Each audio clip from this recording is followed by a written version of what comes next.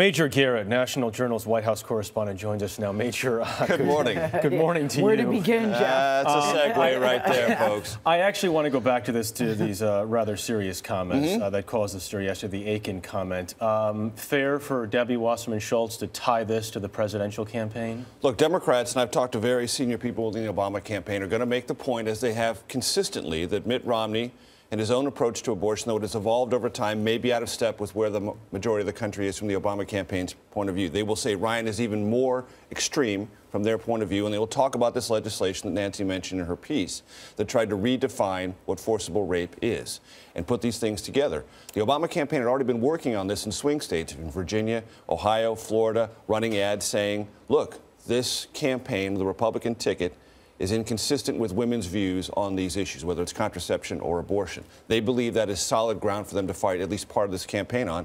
And Romney advisors have told me they are nervous about that arc of this conversation, the campaign. The Akin comments will even make them more nervous. Yeah, it's kind of hard to explain what a legitimate rape even means. I have no idea what that comment even means. Or that there's a biological method by which a woman's body knows what it is or isn't, and then will therefore purge an incipient pregnancy. I mean, the whole thing feels very bizarre in a political context, and I guarantee you it's the last thing the Romney-Ryan ticket would like to talk about right now. Let's talk about this past weekend. Paul Ryan was campaigning with his mother in Florida, certainly putting Medicare front and center.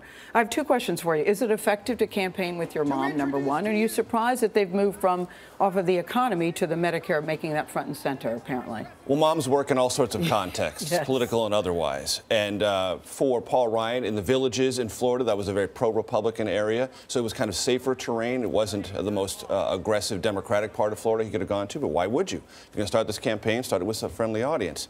And the Ryan-Romney ticket is going on the offense on Medicare in the sense that they want to attack the president and what he did to Medicare in the context of his health care law. They know that was unpopular in 2010. Attacking the Medicare reductions in the rate of growth was successful then. They want to keep on that now. But you notice Paul Ryan doesn't really talk about his future aspects of Medicare, switching it from fee-for-service to a voucher program. He mostly talks about what he disagrees with on the president. So the Obama campaign believes when you talk about Medicare and health care and those issues broadly, that's our turf.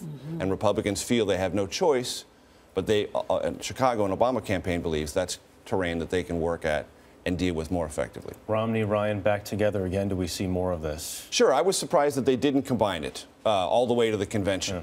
As Jan pointed out in her piece, they do campaign very well and effectively together, and Romney gets a lot of energy, not only from Paul Ryan personally, but from the crowds he brings. They wanted a week with the two of them apart to gain more stories in different parts of the country. But all the way to the convention, they'll be together, trying to increase that energy and lend credence to the Romney narrative that it is a turnaround ticket. And Romney, for the first time, inviting reporters to accompany him to church. Is it a sign that he's more comfortable sharing that part of his life? It's a visually important moment in the campaign. This is something the Romney campaign has not been comfortable with.